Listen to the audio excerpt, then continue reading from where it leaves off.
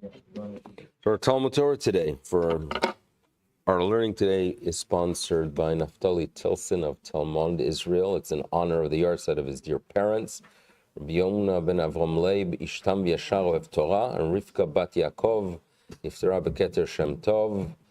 And in the merit, myself and our entire daf coverage, that they should complete the daf cycle in good health. And thank you to Rabbi Silber. Another one. Week of learning too? Yes.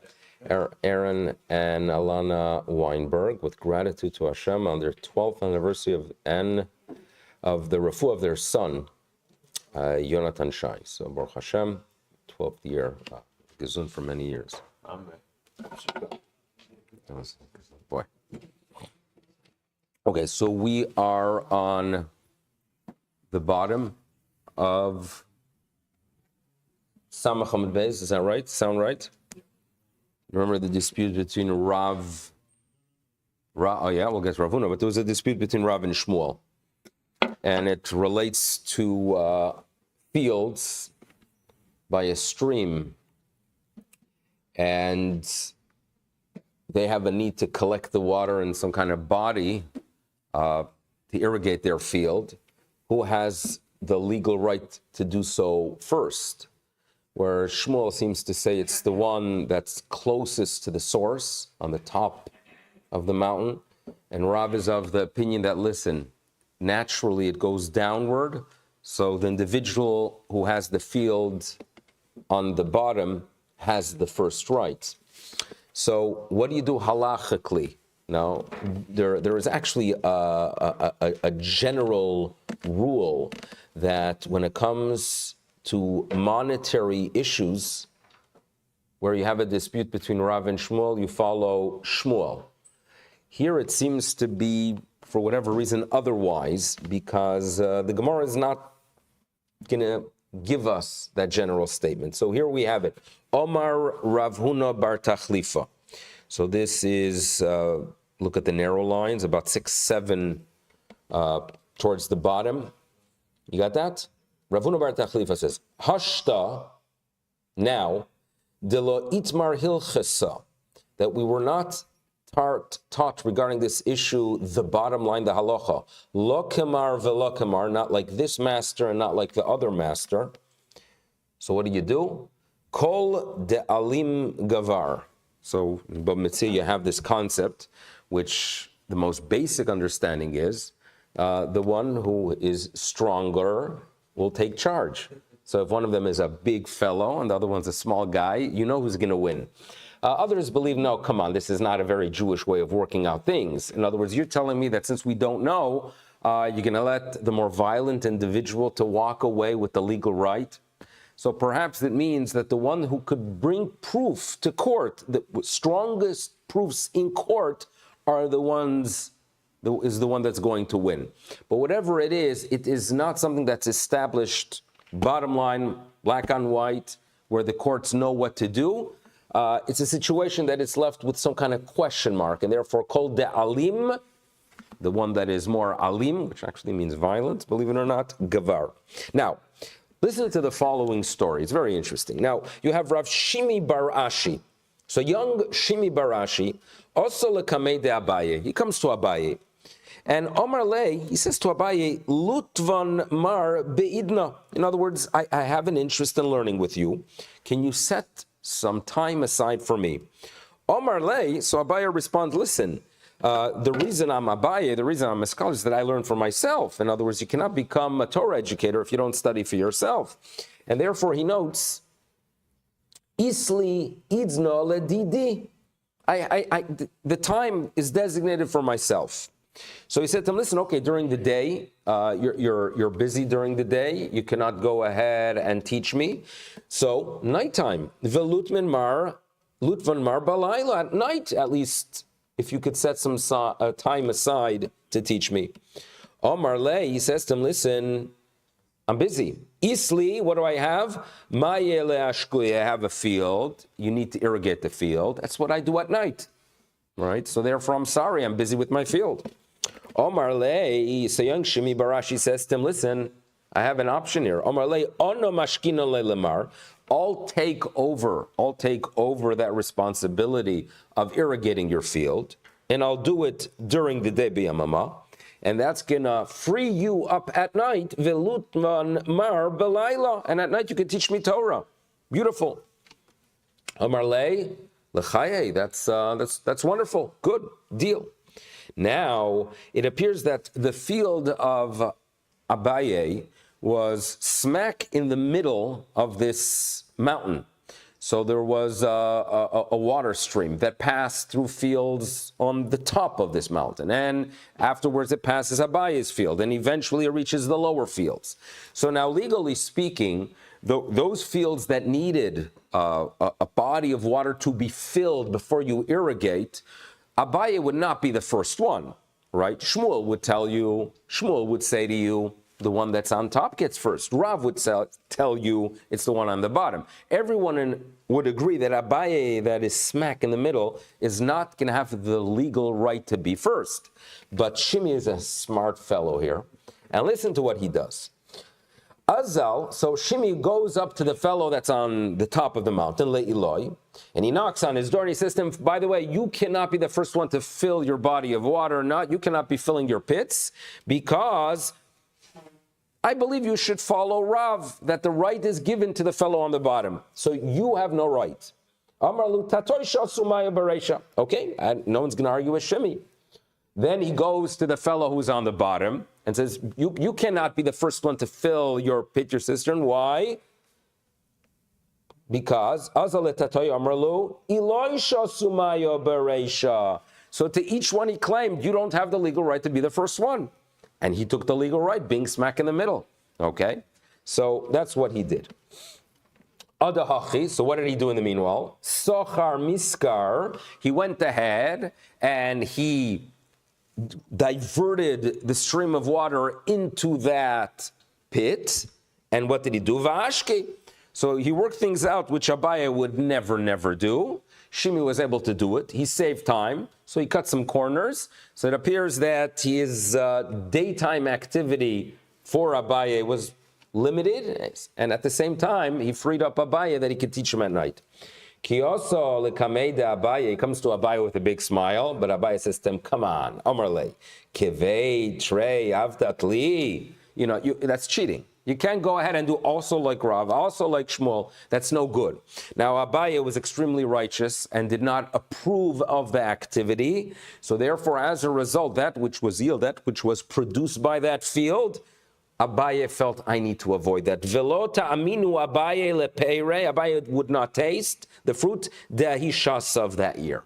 That's the story of Abaye. Now, another story that relates to water issues and diverting it was the story of Hanuhu bnei Bei Harmach. So in Bei Harmach, they had an issue that they had a field next to a source of water, but it seems like it did not irrigate their whole field.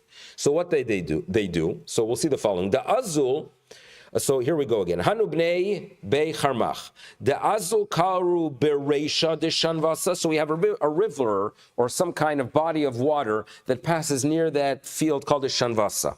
So what they did is that they basically diverted it, that instead of it passing by its field, it went through their field. Seems fair enough. Now, there are people that have fields on the upper part, and as we'll see soon, they're going to be impacted by this diversion, but this is what they do. Ve'ahadru, okay, v'shadia b'shili nahara, and afterwards they let it return back to its original source. Now, how did it impact the people on the top? So it was atu ilai, the individuals that were living uphill. It seems to be that water diverted under them impacts them. So they come lekamei de Abaye omrule, and they said to them, kamit kelin lenaharin. You know what's happening here? The river now, due to the fact that it is flowing slowly throughout their field, throughout the fields that are under us, what's happening is that water, the water itself has been slowed down, And therefore, as a result, the reduction in speed is causing our fields to flood. So that perfect balance, the perfect amount of moisture needed to go ahead and irrigate the field is not taking place. It slowed down the pace, and it's impacting our field. So it seems like that Rabbi was familiar enough, as we saw before, he took charge of irrigating his field, so he came up with a solution. In other words, before he addressed it halachically, he tells them, listen, there's a solution to your problem. What does he tell them? Omar lahu karu bahadayu tfei purta. So what you should do is dig in your area, dig a trench where the water is passing, and if you create, right, a ditch where there's more depth to it, the water will increase in speed and you will avoid your issue. Okay, seems like a solution, but what happened was that when a few months later there's less water, so you know what happens, the water is going to be lower, and there's small ditches that they create that have water making their way into their fields are not going to be filled. So Abaye, with all due respect, he might be good in knowledge when it relates to irrigation, but he did not see that problem coming. Amrole kayav shimpeire. It's impacting our fruit. Right? It's drying it up because at a time that there's not enough rain and it's deeper now, so those ditches that we have into our field are not being filled. Omar Lo, he says, you know what? Now I have to address it halachically, and the people who are on the bottom part of the field actually damage the water flow. So therefore, zilu sliku nafshayu mahatam, you have to go ahead and remove yourself from the diversion because you cannot go ahead and play games with this natural water source if you're going to be impacting others. Now, back to the Mishnah. The Mishnah was addressing those things that the rabbis tell us that for the sake of peace, we have to go ahead and establish law. One of them was when you have mitzudot, when you have traps for chaya ve'ofot ve'dagim, yesh bahen meshum gezel. In other words, if you go ahead and enter into an area that's really not owned by anyone, and you put up these traps, technically speaking, you did not acquire them. As we'll see soon, these are not traps that have a receptacle. There's no bet kibul, and therefore you cannot really consider it like your vessels. These were traps, for example, strings with some kind of hooks on them, right? So technically speaking, if I put one up in public area, it's not really mine, but the rabbis say for Darchei Shalom, we consider the person who set it up to be the owner. So what the Gemara is telling us is that be'avazli ve'ahudi, when it comes to traps that actually have an area for the fish or the animal to be trapped into, a bet kibul, or receptacle, in such a case, kula alma lo pligi, there's no dispute there. There's no question that since they have what Rashi calls a toch, there's no question that the owner who placed it there becomes the legal owner of the animals that have entered. Ki pligi, there's only going to be a dispute when it comes to a lechi, some kind of hook or trap. The kukri, a kukri, Rashi tells us, is that they would put a string with hooks in a river. That's what we are told. Now, back to the Mishnah. What did the Mishnah tell us? Mitziyah, cheresh, shote, vekoton, where the Mishnah tells us that technically they do not have the ability to acquire things. The rabbis say for the sake of peace, you have to allow their ownership to be considered ownership. And Rav Yossi tells us this is not just something that we are told as an ideal, but we give the cheresh, shote, vekatan, we give the deaf mute, we give the child a complete legal right that he could come to court with such a claim. And therefore, Rav Yossi says it's a gezel gamor. Explains Rav Chisda, line 3 on Samachalaf, Amar Rav Chisda, gezel gamor medivreihem. It is complete. In other words, we consider it to be the property of the minor, the property of the deaf mute, the property of the individual that does not have full mental capacity. And lamay nafkamina, and if you ask what's the difference if it is considered completely his or not, lehotzia bedinin, that according to Rabbi Yossi, they could come to court with the claim, even though they have limit ability when it comes to ownership, they could come to court with such a claim. Now, what if you have, next case in the Mishnah, ani hamenakev v'rosh hazais. So as you know, when you want to go ahead and harvest your olive tree, you do some shaking and the olive's fine. So the poor person makes his way to the top of an olive tree, and you can imagine that it's payah. He has the legal right to do so. He's shaking the tree, the olives fall. Technically speaking, you walk by, you can pick them up because he did not acquire it. It did not enter into his utensils. But we are told that if ani amenakef b'rosh hazayis, mat shetachtav, you should not be taking it. Now, what we are being told is, when do we say that this is something that's established by the rabbis for the sake of peace, that is considered theirs? That is only, says the Braita Tana, that is only true if it occurs on its own. But if he physically picks olives and throws them down by picking them, im liket venatan bayad, if he does it with his own hand, there's no need for the rabbis to establish something for Darchei Shalom, because in such a case, he acquires it completely. Harezeh gezel gamur. If a person picks his olives, even if he puts it down to collect them, you have no right to take it from him. Now comes the story. Rav Kahana have a ka'azil lehutzal. So Rav Kahana is traveling to Hutzal, the city of the great Rav Yoshia, as we'll see soon. So he's traveling to Hutzal. As he gets close, Chazia lahu gavra, he sees a person that have a shadia upya. And the way Tosfos explains is that there's a person that's throwing these branches of palm trees. They had some dates, and as he's throwing to collect, maybe it was before Sukkot, and he's cutting these palm tree branches, throwing them into a pile. And as he is doing so, there are some dates. So perhaps Rav Huna felt or this is Rav Kahana felt that the intention of the individual is for the branches. If I pick a few dates, there's nothing wrong with that. He did not acquire it, and he had no intention for it. V'kanatran tarmri, so a few of the dates fall off. Comes Rav Kahana, ozal ka menakit v'achel. So he picked a few of the dates, and he ate them. That's what they did in Babylonia. They ate dates. Omar lei, but the individual who was doing so said to him, you know what? You have no right to do so. I wasn't just banging the tree. They did not fall on their own. I did it bayad, with my own hand. And if I did it with my own hand, I acquired it. And since I acquired it, you have no legal right to take the dates. Amar le chaznimar de biyadoi, with my own hand, shadisinu, I threw them down with my own hand. So what Rav Kahana notices is that this individual is a scholar. He knows the law. He knows that there's a difference between just banging a tree and allowing things to fall, which then you don't really technically acquire it. And on the other hand, if you do it by hand, it's completely yours. So therefore he said to him, Omar le ma'asra de Rav Yoshia, you must be from the town of Oshia. You have such knowledge, right? You must be from a community that has a leader that teaches you. Kari alei, and he said that a person like Rav Yoshia, who is sure that those in his community are knowledgeable in areas of Jewish law and halacha, tzaddik yesod olam, the righteous person is the foundation of the world.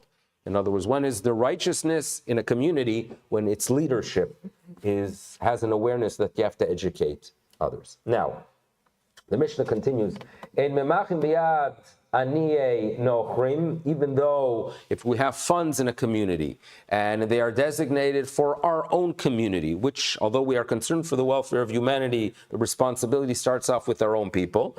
But if you have such funds and a person who is not Jewish, not a member of the community, comes and requests, you cannot prevent them. You allow them to take. And so to leket shechopeya, if there are within the community, if you have fields and there are gifts that are designated for the members of the community that need it, and others come, don't stop them. Mipnei darchei shalom, for the sake of peace. Like when I was visiting Baltimore during COVID, and the Star K had a service of COVID tests, which were needed to get back into Canada.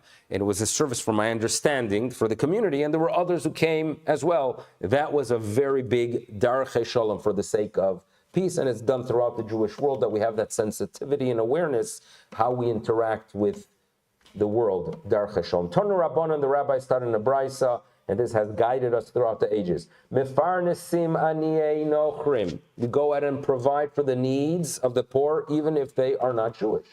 Im aniyei Yisrael, it's done together. Umevakreim cholei nochrim im cholei Yisrael. Right?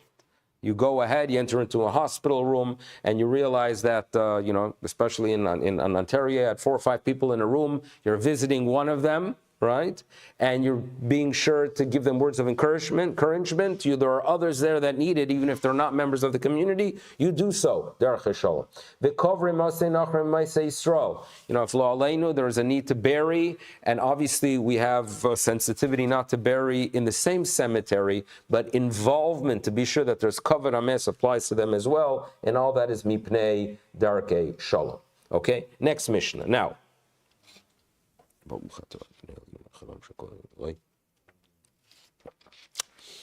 when you have standards in areas of kashrut, and you're interacting with someone that perhaps has different standards, there's a lot of sensitivity that's needed. Because on the one hand, you have every right, and perhaps in some cases, an obligation to stick to your traditions. At the same time, you have to be sensitive that you're not going to go ahead and create a whole fight. So how do you balance it? So this was something that our Mishnah is going to guide us here. Now, in those days, it was a little bit more complicated than the world we live in today, because today perhaps is only kashrut. In those days, you had to deal with laws of purity and impurity. Okay, laws in Eretz Yisrael that relates to Shemitah, the fruits of Shemitah. What about if it was tithed already? Was it kept with the proper standards of purity? And then there were those in the land of Israel who ate their chulin b'tahara. You all know that if you were a Kohen and you're given truma, it has to be eaten in a state of purity. So too when it comes to the meiser, so too when it comes to the challah. What about when it comes to regular food? No such requirement, but there were those, known as the Prushim, the Pharisees, that were careful to eat everything, all food, even that which was chol, mundane, not holy. They ate it with standards of purity. What happens if they're interacting with relatives or members of the community that do not follow those standards? How do they work things out there? So to imagine you are the wife of a member of that community that's very careful with your standards, and you come to the mill, and there's a woman working very, very hard grinding her grain. And she asked for some assistance. But you know that this is grain that was not tithed. You know that this is grain that perhaps is produce of Shemitah at a time that you're not supposed to be eating it. Can you assist her? Can you assist? So these are issues that were extremely sensitive. And we have here a Mishnah that gives us some guidance. So let's keep in mind these challenges as we start reading our Mishnah. So rule number 1. Mishnah, Samachala, Masheles Isha lechaverta. A woman is allowed to go ahead and lend to her to another woman, to her colleague, to her friend. Hachashuda al hashvis. Now, as you know, there's a time Shemitah fruit it's a mitzvah to eat it. But there are guidelines. And for example, at a time when when the specific fruit is no longer available in the field, a person has the obligation to do something called bi'ur. Bi'ur. What does that mean? Major dispute. Some say it actually means to get rid of it. So therefore, if I preserved my peaches, correct, in Eretz Yisrael, and it's Shemitah peaches, I'm eating it, that's wonderful. But if we reach a point later in the year when there are no longer any peaches in the field, come wintertime, there are no peaches out in the field, I have to do a biur. What does that mean? The Rambam says I have to take it out of my house and get rid of it. Goodbye. Others say, no, what you have to do is you have to make it hefker, and then afterwards you could reacquire it. But there are guidelines, because if someone does not follow those teachings, and they have, for example, grain, and this is grain of Shemitah, and they did not follow these requirements, can I go ahead and lend such a person equipment to go ahead and, work with that? Is that okay? Masheles isha lechaverta chashuda lashvis. No problem. Napok, vera, rachaim, v'tanur. It's 100% fine, even though you know for a fact that she's going to be using your oven for a Shemitah product. Don't worry about it. Aval, however, what you don't do is lo savor velo titchan ima. what you should do is actually be misayeh. For you to walk in to the granary, for you to walk into the milling station and actually assist physically, that already is problematic. So we're giving her guidelines. For the sake of peace, go ahead and lend equipment. But for you actually to assist, bottom line is that halachically there's a problem there. Now, case number or next situation is if you have an Eishes Chaver, the wife of a Chaver, a scholar, that obviously they are following guidelines that relate to purity and impurity, guidelines that relate to fulfilling the mitzvahs with Truma and Maser. Masheles le'Eishes Amaretz, a green light is given for her to give equipment, right? To lend equipment to the wife of an Amoretz who does not follow. We're not told here which laws, we'll see soon. Napo, she could go ahead and give a sieve and a sifter, uboreres vetochenes umarakedesima, and it's permissible in this case. While in the first case we did not give a green light to actually assist with the production, here it is permissible to go ahead and separate pebbles, and it's permissible to go ahead and even assist the Eshet HaMa'aretz with milling, and it's permissible to go ahead and sift the flour. That's okay. Now we have to understand why is it that in the first case of the Mishnah we said, no, that's a problem. Don't be Messiah. And now we are told, it's okay. With Shemitah, we're stricter than with other halachos. This needs clarification. But even here, aval mishetatile tamaim. In other words, once water is added to the mixture and it becomes susceptible to Tuma, as you know, things do not receive Tuma unless it's a product that came in contact, the food came in contact with water.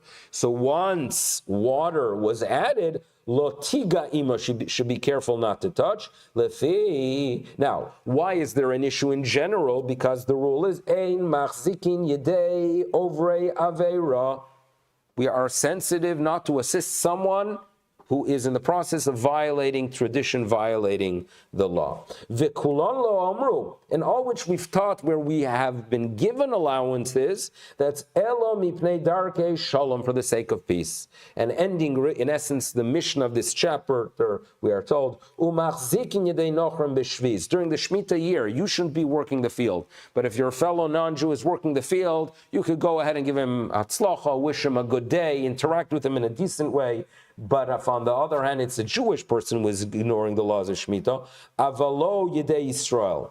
But nevertheless, shoalim b'shlomo, you can ask how they are doing, right, at all times, even though saying the word shalom, shalom is the name of the Creator. It is permissible to do so to all, even to pagans. Why? Mipnei darchei shalom, for the sake of peace. And that's what we are being told here. Now, what we need, number one, is to clarify why is it that in case number one of the Mishnah we are told, but be sure that you should not be actively misayeh, don't be milling with them. Case number two, we say, yeah, you could go ahead and mill with them. So ask the Gemara, Maishna Reisha, Umaishna Seifo. What's the difference between the first and the second case? Approach number one is Abaye, Omer Abaye.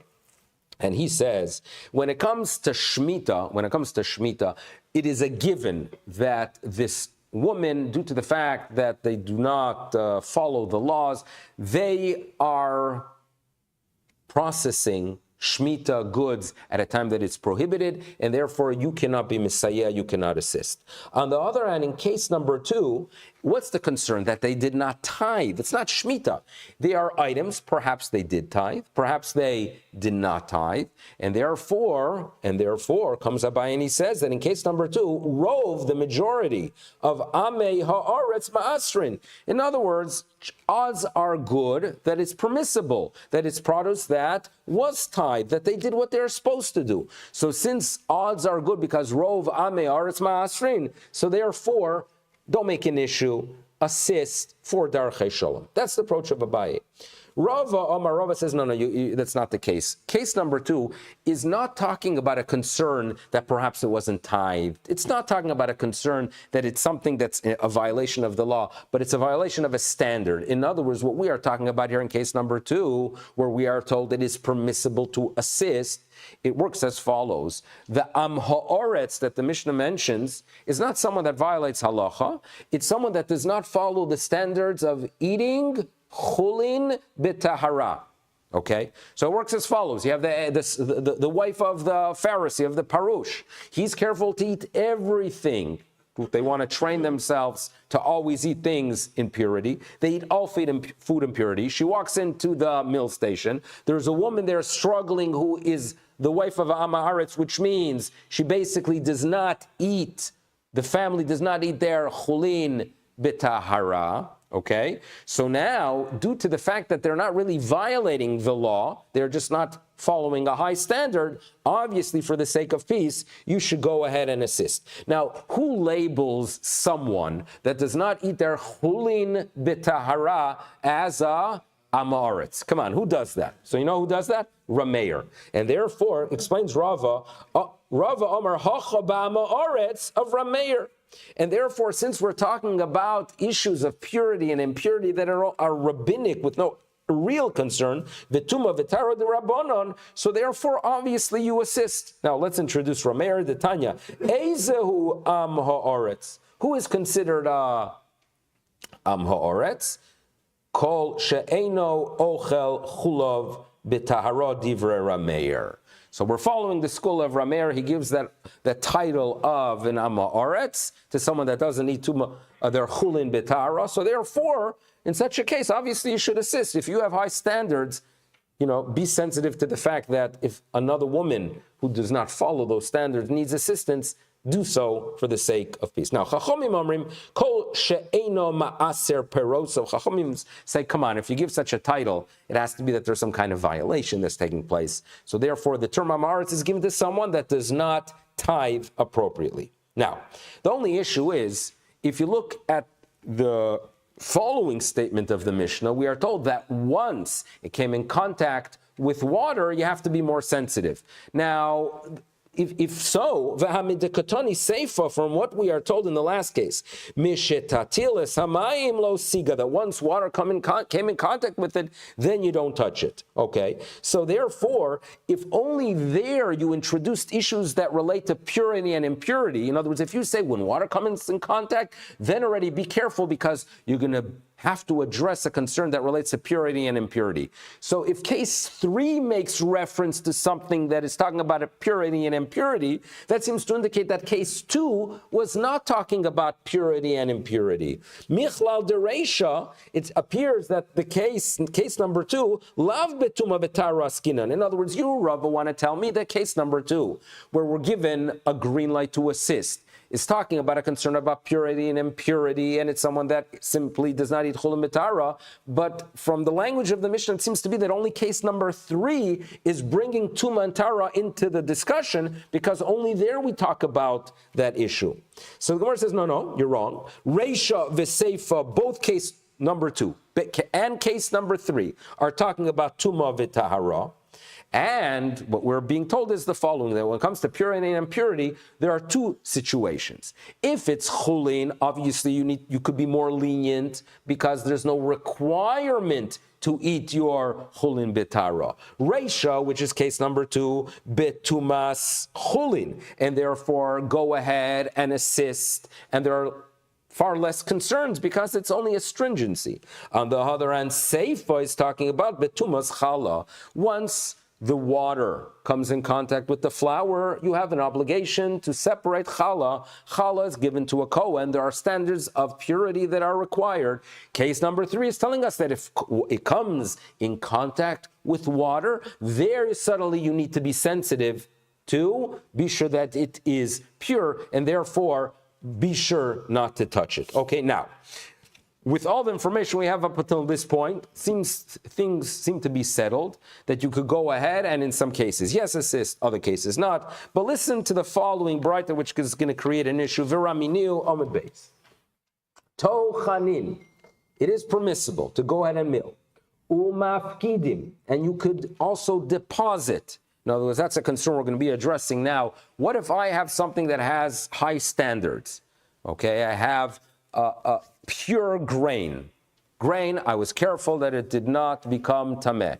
The question is, can I deposit by someone that does not follow those standards? Do I need to concern myself that perhaps they're gonna switch it? Okay, so we are told now, umafkidim, you could deposit. Etzel ochlei shvis, by those who do not follow the guidelines of Shemitah. Ve'etzel ochlei peroseim betuma. It is 100% fine to deposit, okay? Now, what Rashi points out is that the word tochanin does not mean that you could assist them with milling, but what it means is that even though it's a final product, and there are already requirements that relate to meiser, for example, even though it's a final product, you could go ahead and deposit it. Worry not, they're not going to switch it. That's what we are told. But what you should not be doing, aval lo, do not assist le'ochlei shavis. In other words, if you are dealing here with grain that is being processed of someone that ignores the laws of Shemitah, don't assist them. Velo la'ochlei perosehen betuma. And so too, if they eat their fruit, their produce, right, their grain, in a state of tumah, do not go ahead and mill with them. Now, we learned in the Mishnah that milling with them is okay. There is no concern. That was case number 2. You can mill with them. And here we're being told, do not mill with them. How do we deal with this contradiction? Omar Abaye, so Abaye is going to tell us the following, that you should know, Hossam, that this case is talking about Bekohen HaChoshud Le'echol Truma Betuma Askinon. In other words, when do we say that it's okay to mill with them? That's if we are dealing with non-Kohanim and we're dealing with foods that are chulin, and it's only a high standard of eating chulin betara. So there, you don't have to concern yourself, you could work with them.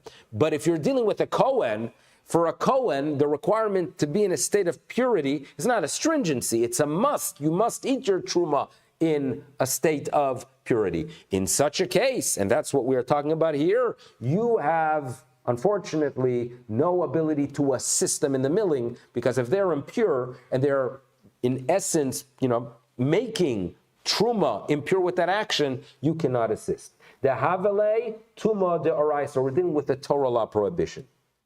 So what we are being told now is that this statement, where we are told it is okay to deposit, right? There's no concern. You could deposit it by them. They're not going to switch it. Depositing, yes. Assisting with the milling? No. Why? It's truma. And they are not careful. These Kohanim, unfortunately, are not careful with the laws of purity and impurity. So therefore, do not assist. But depositing is fine. Wait a second. If so, if that's your explanation, mafkidim, you could tell me that you are allowed to deposit. V'raminu, listen to this. Mafkidim, it is okay to deposit truma.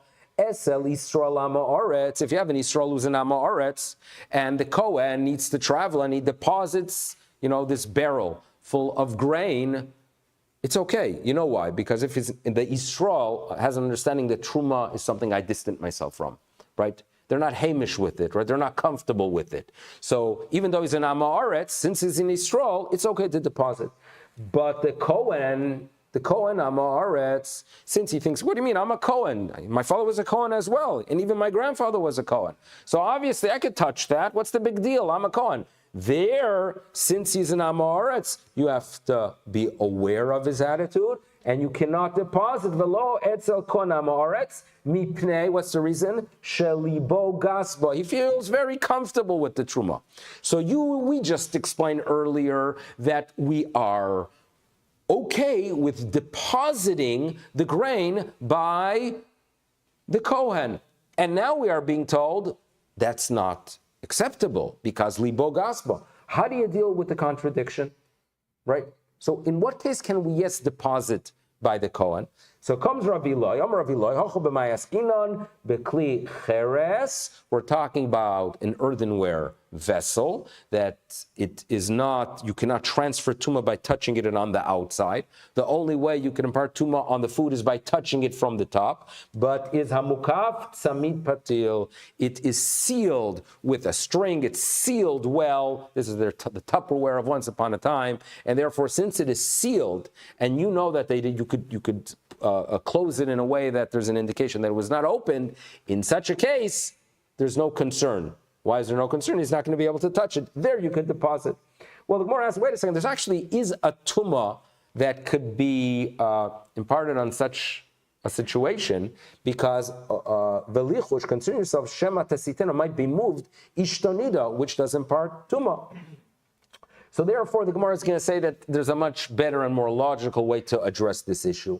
When do you say that it is a problem to deposit it by them? That's if it already became susceptible to tuma. When is there no issue?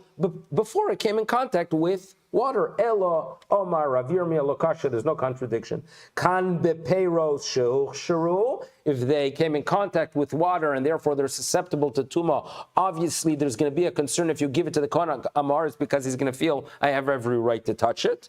Kan, and where is there no concern? Bepeiros shelo uchsheru. Okay, now, another contradiction. Listen to this. Listen to the following statement. Hamolech Gittin letochen kusi. If someone is taking his grain to a mill house run by a kuthi, or letochen ama'or, someone that simply does not follow the guidelines of purity, harei elu becheskason. Okay. In other words, you don't have to concern yourself that it was switched. And therefore, when it comes to Meiser and when it comes to Shvis, you don't have to concern yourself. Aval, where is there yes a concern? Lo letuma. But for tuma, you have to yes concern yourself. Okay? Now, this seems to be on the surface a contradiction, but it's not a major contradiction because we already mentioned earlier that if it came in contact with water, we are concerned. So in other words, this brisa was brought into the Beis Medrash here, but if you think about it, it's not really such a strong question because we were already provided an answer earlier that there are situations that you have to be concerned for tuma if it came in contact with water. So the Gemara asks, hi, this statement, my rumya. What kind of question is that?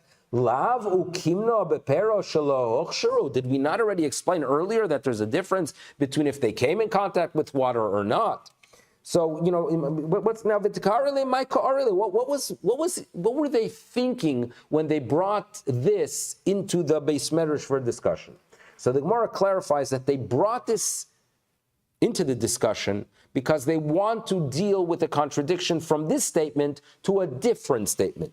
Mishum de kaboy lemirmi achrisi ale. They want to ask a question from something else on that statement. And here we go. We are told here, Harei elu becheskason, that when you bring these goods, you don't have to concern yourself that there's some kind of switch that occurred, and whatever they are, meiser, shmita, you don't have to concern yourself, what we are being told, and what seems to be indicated from the earlier statements, that concern of touching does exist, concern of switching does not exist. But there's a problem because we're going to present now cases where there is a concern that the person you deposited these items that are pure, that are tithe, that are not shmita, there is a concern in some cases that the person who is hosting it might switch it around. Listen to this. V'raminu. Hanosen lechamov. So if a person has in-laws who do not follow his standards and they don't eat their food in the state of purity, they are in Am Ha'aretz, for example, or if, let's say, they are Amar Ha'aretz to such an extent like Chachamim, that they don't even tithe.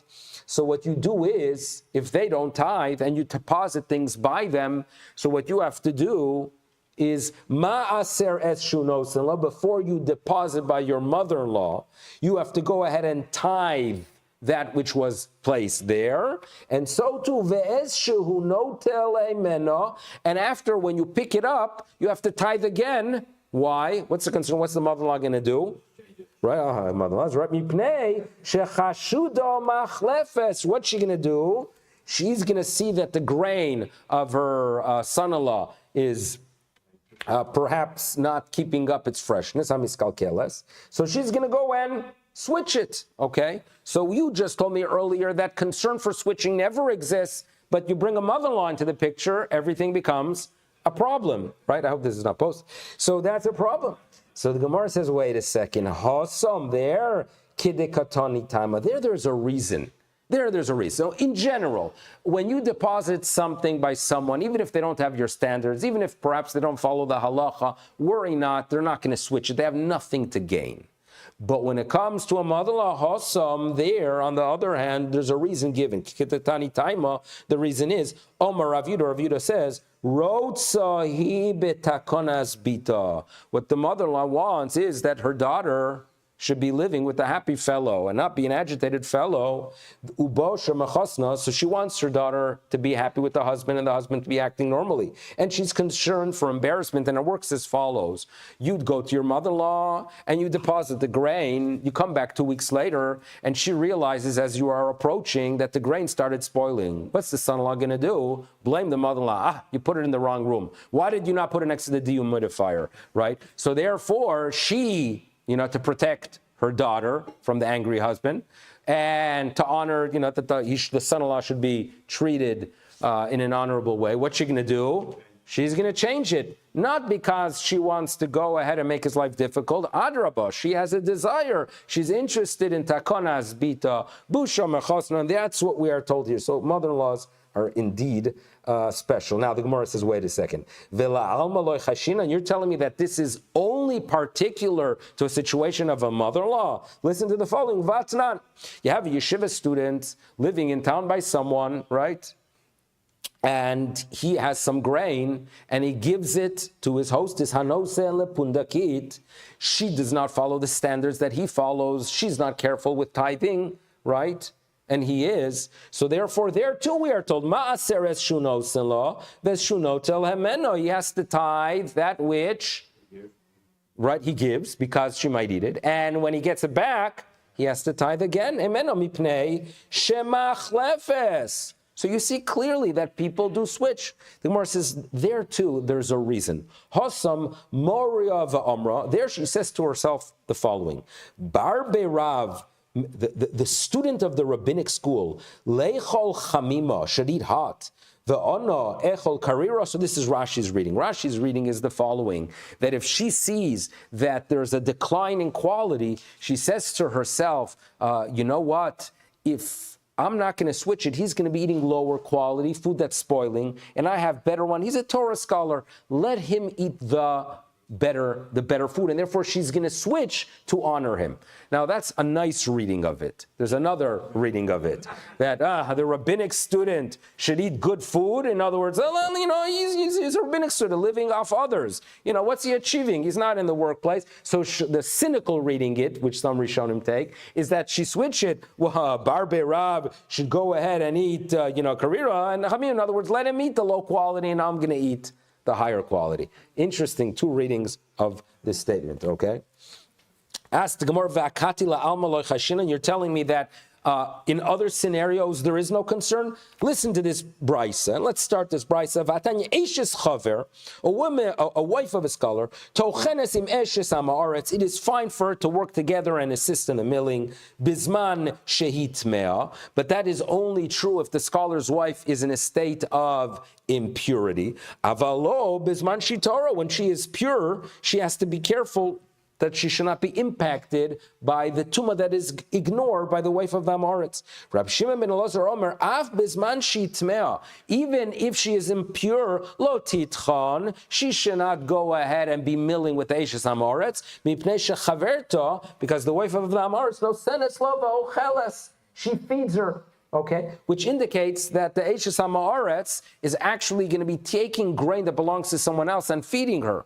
So obviously you see that people are not sensitive to the property of others. Just to finish off this discussion, there's a fascinating chazonish that I think would be quite beneficial for us to understand. We had a situation in the Mishnah where allowances are given, right, for you to go ahead and give equipment to someone that is not following your standards, right? Even though they may use it for things that are prohibited. Allowance is given to work together, to be tochenes in some situations, right? Where there might be a violation, and the Gemara says, don't worry about it, says Abaya, because Rov Ame Haaretz Ma'astrinhen. So wonders the Chazanish, why not just be machmir? In other words, we're dealing here with issues. Chumrah is a good thing. Says the Chazanish, you cannot go ahead and be machmir. Listen to his words. Because if you're going to be machmir, right, and just not do it, you're violating something else. Because by being machmir and not assisting and not treating them with decency, nimna chesed v'darkei chaim v'sholom matzmeinu umehem. If you're going to be machmir, you know what you're going to be causing? Machlokas. Okay. V'chayovin anachnu, he writes, we have an obligation la'achyotav v'lativ la'imayim. Maybe they're not following our standards, but we have an obligation to go ahead and be sure that they are living and taking care of their needs and doing good for them. And how much more? So kol sheken shelo leharbot sinah. So therefore, this is a situation. Don't be machmir if your chumras are going to bring about a sinah and a hatred. Incredible words. And therefore, it is something that Chazal teach us. Lo nigro michsholim yoter gdolim. And therefore, it is important lehatir b'safek. And therefore, what the rabbis want is, in such a case in doubt, be sensitive to the shalom. And that's what we are about. Ishkach to everyone. Keep up the good work and have a wonderful day.